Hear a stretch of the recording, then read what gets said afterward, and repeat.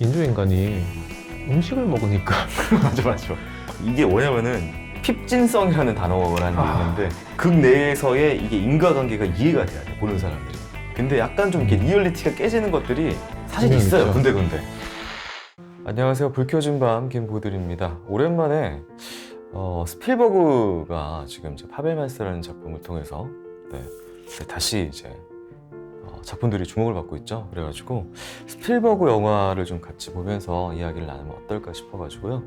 스필버그 영화를 좀 두 편 연달아서 아마 나갈 것 같고요. 오늘은 그거를 이야기 나누기 위해서 또 게스트 한 분을 모셨습니다. 오늘의 게스트 미니님 모십니다. 안녕하세요.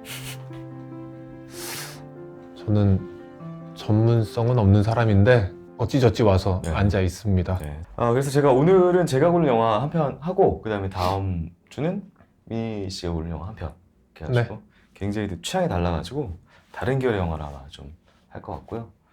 제가 고른 거 같죠? 딱 봐도. 영화 많이 본 척하기 좋은 아는 사람이 네. 고를 법한 좋은 영화죠. 네, 메타포가 굉장히 많은 영화를 제가 골라왔습니다. 네. 스탠리 큐브릭 감독이 아마 초안을 썼고요. 그 다음에 이제 돌아가시는 바람에 이 프로젝트가 이제 떠 있다가 동료 감독인 스필버그가 했으면 좋겠다라고 해가지고 이 프로젝트를 받아가지고 아마 시작이 된 영화 AI를 오늘 골라봤습니다. 작품 보면서 하나씩 같이 이야기 나눠볼까요? 로봇 회사 사이버트로닉스의 새 제품 브리핑으로 영화는 시작됩니다. 이미 성적 사랑을 인간에게 줄 로봇은 나와 있는 상태에서 이번엔 아이처럼 부모를 무조건적으로 사랑하고 따르는 존재를 만들 거라는 알렌 하비 박사. 제품의 생명처럼 누군가를 사랑하는 감정을 넣는다면 그건 생명과 거의 차이가 없어지는데 우리는 우리가 만든 그 제품에 어떤 책임이 있을까? 이 거대한 질문으로 영화는 시작됩니다. 사이버트로닉스의 직원이기도 한 스윈턴 부부는 당대 의학기술로 치료가 불가능한 아들을 냉동 보관해놓고 매주 살펴보고 동화를 읽어주러 방문합니다. 직원인 스윈턴에게 하비 박사의 첫 아동 AI가 입양됩니다. 기계 인큐베이터 같은 엘리베이터에서 내리는 데이빗. 엄마는 속은 로봇 같지만 겉모습은 너무 아이 같은 데이빗의 존재에 혼란을 느낍니다. 데이빗의 아이 같은 행동에 마음이 흔들리는 모니카. 그녀는 결국 데이빗의 아이 실행 프로세스를 작동시키기로 합니다. 데이빗에게 지정된 키워드를 읽어주자 엄마를 무조건적으로 사랑하는 인공지능이 작동을 시작합니다. 슈퍼토이 테디의 등장. 이후 테디는 마지막까지 데이빗과 여정을 함께합니다. 모니카와 서서히 가까워지는 데이빗. 하지만 이때 진짜 아들 헨리가 살아서 돌아옵니다. 헨리 역시 아이이기에 타인을 배려하지 못하고 둘은 형제적인 경쟁을 하죠. 헨리는 데이빗을 질투하고 자극하는 걸 넘어서 계략을 꾸밉니다. 엄마의 머리를 잘 나오면 엄마에게 데이빗에 대해 잘 말해주겠다는 헨리. 엄마에게 사랑받고 싶은 데이빗은 가위를 들고 침대 앞에 섭니다.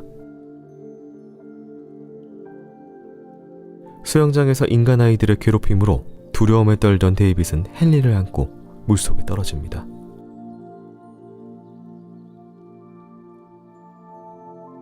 위험할 뻔했던 헨리. 엄마는 결국 데이빗을 버리기로 합니다. 프로세스가 작동된 아동 AI 로봇은 사이버트로닉스에 들어가 폐기를 해야만 하는 조건. 하지만 모니카는 차마 그럴 수 없어 데이빗을 숲속에 버려두고 떠납니다. 데이빗은 푸른 요정을 만나면 인간이 될 거라는 피노키오의 테마에 따라 푸른 요정을 찾는 여정을 떠납니다. 정처 없이 떠돌다가 섹스로봇 지골로조를 만나게 되는 데이빗. 둘은 같이 인간에게 잡혀가 인간들이 로봇을 학살하는 쇼 플래시 페어에 도착합니다. 데이빗의 너무 인간적인 반응을 본 사람들은 아이를 풀어주라고 쇼를 테러하고 덕분에 데이빗은 지골로조의 손을 잡고 플래시 페어에서 도망칠 수 있게 됩니다. 푸른 요정을 찾는다는 데이빗의 이야기를 들은 지골로 존은 푸른 요정이 여자냐며 자신은 여자를 잘한다고 하며 여자들이 많다는 루즈시티로 향합니다. 무엇이든 안다는 닥터 노우 박사에게 푸른 요정에 대해 물어보러 간 두 사람. 하지만 닥터 노우는 돈을 넣고 대답을 해주는 상업용 기계일 뿐이었죠. 어떻게 푸른 요정이 로봇을 사람 아이로 바꿔줄 수 있나요? 라는 질문에 닥터 노는 메카를 만든 하비 박사의 책 인용글을 읽어줍니다. 세상의 끝으로 가보라는 말. 맨하튼은 이미 물속의 도시가 됐고 여기 사이버트로닉스의 건물이 있습니다. 과연 데이빗은 이곳에서 푸른 요정을 만나고 인간 아이가 될 수 있을지. 오늘의 영화는 AI였습니다. 약간 여기 나오는 장면이 지금 어떤 느낌이냐면 저는 기계 인큐베이터에서 외계인 등장하는 것처럼 새 자궁에서 나오는 그런 느낌으로 좀 연출을 했더라고요. 좀 전형적인 연출이긴 하지만 아이의 액자에 자기 얼굴을 약간 좀 비춰보는 데이빗의 모습이 나오고요. 특히 이 영화에서 이런 연출이 좀 몇 번 있죠. 이렇게 겹쳐 나오게 하는. 여기서 약간 소름 돋는 일화를 하나 들었는데 이제 보통 로봇을 연기를 한다. 그러면 이제 요새는 좀 일상화되어 있지만 눈을 깜빡이지 않는 게 좋겠어요. 감독님이라고 이 애가 스필버그한테 가서 나는 로봇이니까 눈을 깜빡이지 않겠다. 연기를 할 때. 그리고 또 이제 가급적이면 로봇처럼 보이기 위해서 뭘 했냐면 애가 솜털이 있잖아. 그거를 솜털. 계속 밀어주는 거예요. 들어가기 전에. 아유. 미끈미끈하게 보이게 하기 위해서. 그런 일화가 좀 있다고 하고요. 그리고 또 이제 연출적으로는 로봇이니까 요새 약간 그런 거 느끼지 않아요? 길 가다가 오 하면은 차가 와 있어. 전기차. 그러니까 얘가 나타나는 걸 몰라. 소리 소문 없이 이런 식으로 등장을 하죠. 딱 보면 애가 있어. 와 있어. 이 영화를 보다 보면은 저 인조인간이 굉장히 잘 만들어져 있거든요. 물에 들어가도 되고 뭘 해도 되고 음식을 먹으니까 맞아. 음식을 먹으니까 엉망진창이 돼서 이게 뭐냐면은 핍진성이라는 단어라는 게 있는데 하는 봐봐. 싫어할 만한. 그러니까 핍진성이라는 그러니까 뭐냐면은 이제 극 내에서의 이게 인과관계가 이해가 돼야 돼 보는 사람들이. 근데 약간 좀 이렇게 리얼리티가 깨지는 것들이 사실 있어요. 있죠. 군데군데 설정상. 여기서 이제 너무 이 씬 너무 되게 마음 아팠어. 내가 피노키오처럼 진짜 사람이 되면 날 버리러 갈 건가요? 근데 또 웃겼던 것 중에 하나가 얘가 로봇이잖아요. 힘이 세니까 엄마가 함부로 한 번에 못 부리죠. 약간 좀 시바이를 하죠. 네. 그거를 노리고 연출을 했다. 네, 약간 좀 이 아역에게 힘을 세게 줘라. 약간 좀 그런 거 안 느껴졌어요? 전혀 못 느꼈는데 한 번에 그럴 수 있죠. 네, 한 번에 뿌리치지 못했어 엄마가. 지금까지 처형을 당한 로봇들은 다 기계를 드러내고 있었잖아요. 지금 이제 나오는 거는 골격이 없어. 너무 사람 같은 아이가 나오니까 사람들이 망설이고 판단을 바꾸게 되는 부분인데 그럼 생긴 게 단가?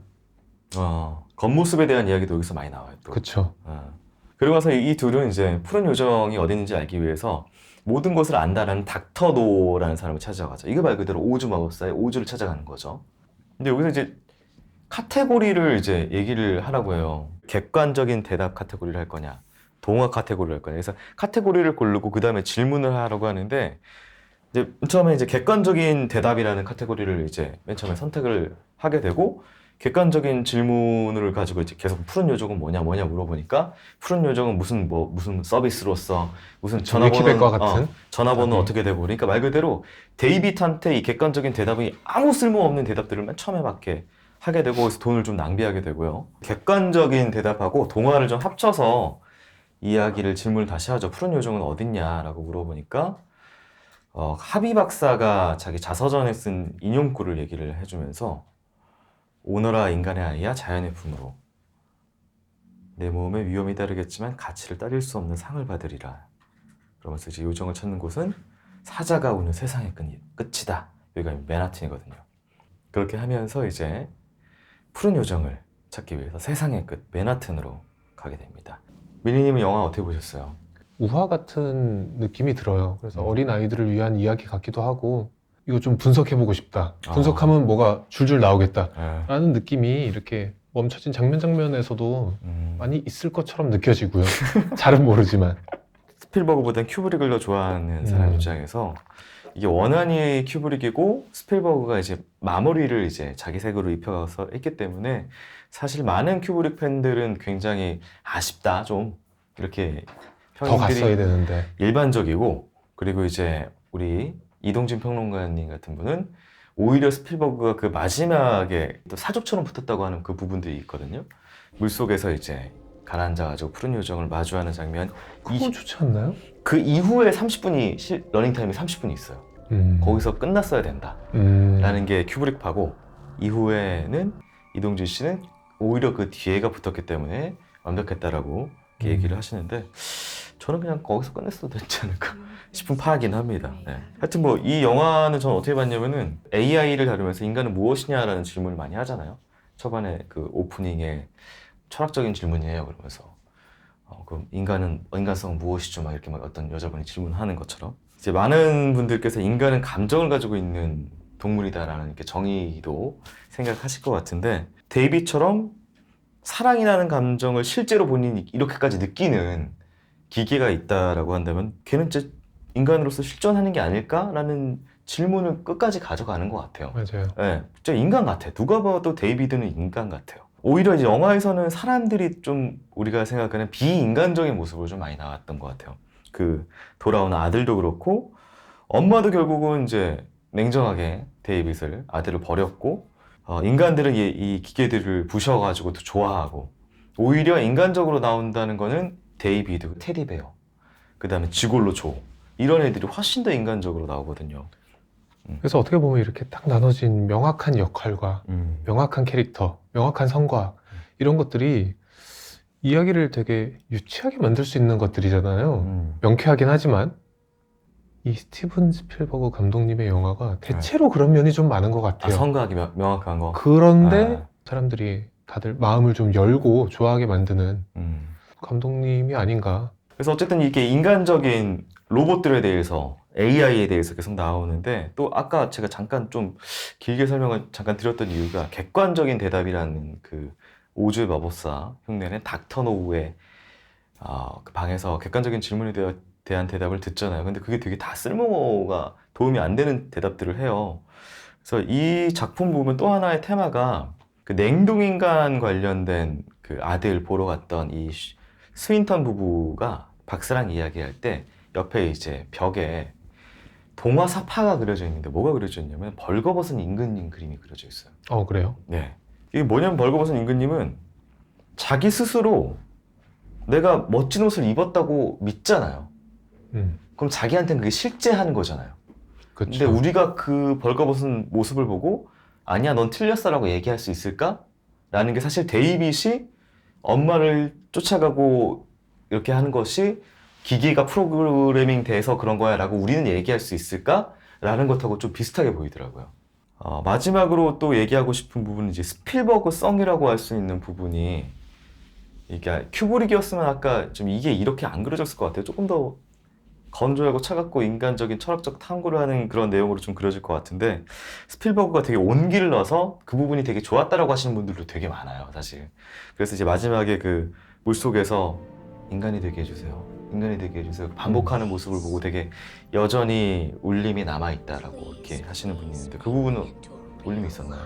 되게 대중적으로 만들기 위해서 한 선택이라고 볼 수도 있지만, 희한하게 스티븐 스필버그 감독님의 영화를 보면 그런 부분이 전 좀 아름다워요. 인간애라고 하는 뭐 그런 인간의 인간성? 교훈성인 것 같기도 하고요. 그런 부분이 사실 좀 별로 안 좋아하는데 네. 이분의 영화에서는 좀 아름다워요. 맞아. 설득을 하는 거죠, 연출로. 맞아요. 설득을 해내는 거고. 감정적 동의가 제가 안 하려고 해도 어느 순간 되게 만들어서. 근데 그럼에도 불구하고 제가 이 영화를 좀 골라왔던 이유는, 딴 건 뭐 너무 스필버거적인 세계관이 많잖아요. 조스, 인디아나 존스라든지 쥐라기 공원 같은 그런 작품들이 있는데, 그건 뭐 너무 그런 세계관이라 오히려 이렇게 반대의 설정 자체를 가지고도, 파벨만스를 보면 이제 어렸을 때 엄마와 그런 이야기들이 나와요. 내가 왜 그렇게 그걸 추구하게 됐을지, 그 모성이라는 것들에 대해서 그게 지극히 드러나 있는 작품 같아요. 모성을 추구하는 지금 기계의 아이, 로봇이 이 자기가 존경해 마지 않는 큐브릭 감독의 세계 안에서 펼쳐지는 이야기를 찍는다라는 프로젝트가 얼마나 스필버그에게 구미가 당겼을지, 자기가 그렇게 넣고 싶어 했던 그 모성과 이 아이의 감정과 어떤 이걸 기어코 집어넣는, 그래서 영화를 완성도 있게 끝내는 이 자체가 너무나 스필버그다운 그런 마무리 같아서 오히려 이 반대 요소가 있으면 더 이 주제 요소가 빛나잖아요. 그렇죠. 그런 면에서 너무 스필버그다운 영화다 싶어가지고 AI를 좀 골라봤습니다. 네, 이렇게 해서 오늘 AI, 과학기술에 대해서 이야기를 했는데, 어쨌든 이제 과학기술의 발전과 인간, 결국 이제 과학에 대한 이해는 인간에 대한 이해인 거잖아요. 그렇기 때문에 제가 오늘도 슬며시 얹어보는 책은, 네, 오늘 책 제목은 만약 물리학으로 세상을 볼 수 있다면이라는 책입니다. 말 그대로 과학 관련된 책이고요. 이렇게 과학을 잘 모르시는 우리 미니님 같은 분들에게 딱 좋은 책이네요. 그러니까 뭐 목차를 보면요, 평균 수명 연장 축복일까, 과학 원리로 본 남녀 평등, 요새 되게 예민한 젠더 이슈도 과학적으로 이제 보는 시선에선 어떻게 다른지, 뭐 이렇게. 그리고 이제 내가 찍은 사진이 실제보다 덜 멋지다면 그 이유는 무엇이냐, 이렇게 관측에 가야 된 이야기. 삶에서 궁금했던 이야기부터 무중력은 둥둥 떠다니는 즐거움만 줄까라고 했던, 우리 누구나 평상시에 그 궁금해하고 있었던 그런 질문들 있잖아요. 무중력에 대한 어떤 궁금증이라든지 그런 것들이 담겨 있는 책, 만약 물리학으로 세상을 볼 수 있다면 이라는 책을 오늘, 네, 마침 AI가 나온 김에 얹어가지고 여러분께 혹시 이제 과학 관련된 궁금증 있으신 분은, 네, 새로운 책이 나왔으니까요, 한번 보시는 게, 네, 어떠신지 추천을 해드립니다. 네, 오늘은 이렇게 해가지고요, 과학 기술이 사실 이제 이게 지금 많은 분들께서 다시 봤으면 좋겠는 이유가, 챗 GPT도 그렇지만 알파고 나왔을 때도 이거 많이 또 그게 있었잖아요. 막 과연 인류는 이대로 과학 기술에, 맞아요. 그리고 잠시만. 올해 최대의 화두잖아요. 네. IT 쪽에서. 직업 없어질 직업은 매년 막 나오죠. 미래 없어질 직업들. 그래서 과학 기술이 뭐가 나올 때마다 많은 분들께서 공포에 질리고, 그렇다면 항상 반대의 철학적 질문은, 인간성이란 그럼 인간은 어떤 존재이고 인간성은 무엇이냐에 대한 질문들을 항상 하는데, 항상 그 새로운 기술이 나올 때마다 봄직한 영화는 AI인 것 같아요. 이걸 보면 인간성에 대해서 아마 이야기들을 나누지 않을까. 오늘 수고해주신 분이 너무 감사드리고 다음 시간에 좀 부탁드릴게요. 네. 오늘 불 켜진 밤은 파벨마스도 나온 기념해서 스필버그 감독님의 영화 중에 제가 골라온 영화 한 편을 다뤄봤습니다. AI였고요. 다음 시간에 또 다른 스필버그 영화로 찾아오도록 하겠습니다. 밤에 깊었습니다. 저는 여기서 먼저 불을 끄겠습니다.